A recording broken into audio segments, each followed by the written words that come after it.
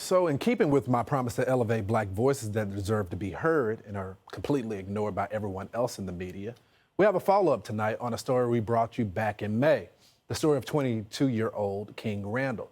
Now, King's group, the Extra Boys, has empowered his community at-risk youth by not only giving them a safe space, a safe place, but also through education. And he's also not just teaching out of a textbook. King teaches his kids everything from how to change a tire to how to mow a lawn. When we last spoke with King, King was battling with his local school board leadership, who was doing everything possible to keep him from opening his own school.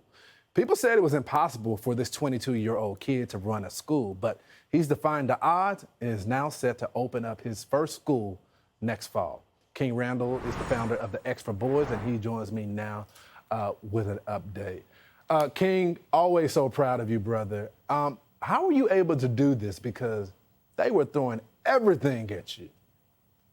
Man, Lawrence, I'll say this. I believe, that anybody who says that something can't be done doesn't know my God. And I think that's extremely important for us to know.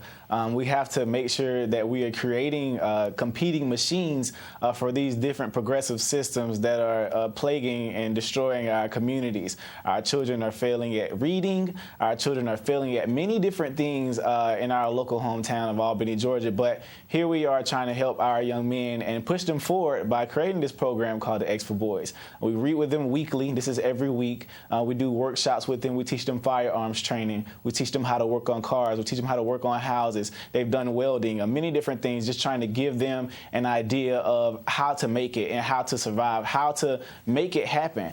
These children just need to see possible. And so many of our children in the city of Albany don't get to see possible. But right now, they're going to see a 22-year-old young man who's not too far out from age from any of the boys in the program. They're going to see me open up my own school in fall of 2022, and we're going to flourish. They told me that it was going to be impossible to run our school on private donors, yet here our private donors have shown up in 24 hours for us to raise $50,000 for renovations on our new 3 buildings that we purchased. So here we are defying the odds because they don't know my God. So, King, I guess my big question, it's almost rhetorical. Why don't we hear more stories like you out there? Because they exist. I try to cover them every week. I'll definitely say many of our favorite black leaders whom are pushed in the media, whom have their fists up, etc., are more focused on, the different ideologies that are kind of plaguing our communities. I always say, people have accused me of getting funding from the GOP, etc. I'm like, actually, I haven't gotten a call from the GOP, but your favorite black voices are being paid by this same system that you claim is oppressing you. But you get mad at me and call me a sellout for not selling out to the system. This is what we deal with. I remember one of the biggest catchphrases for Black Lives Matter was, "I can't breathe." Well, we have so many young black men in our cities that are saying right now that they can't breathe, yet they're standing around. They have so much energy for young black men after they're dead, but we need to be fighting for young black men before they die. Maybe the GOP should call you. Maybe every conservative organization that is focused on outreach should reach out to you. You're teaching them stuff that is gonna carry them a lifetime.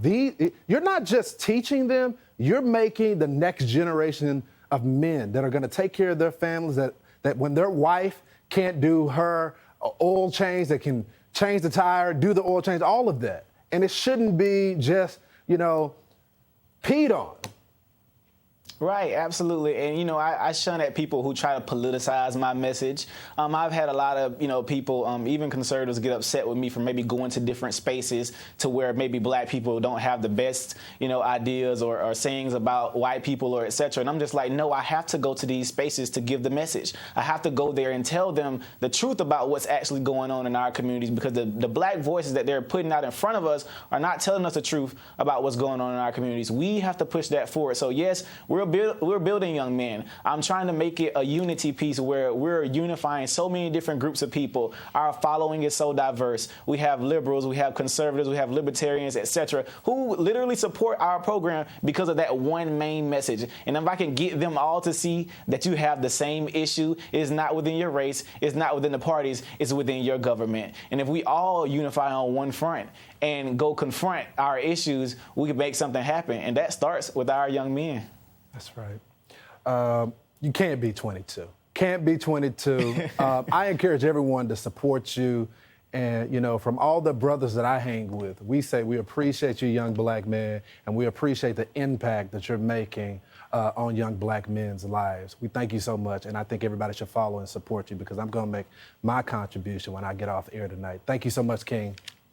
Thank you for having me, Lawrence. Hey, Sean Hannity here. Hey, click here to subscribe to Fox News YouTube page and catch our hottest interviews and most compelling analysis. You will not get it anywhere else.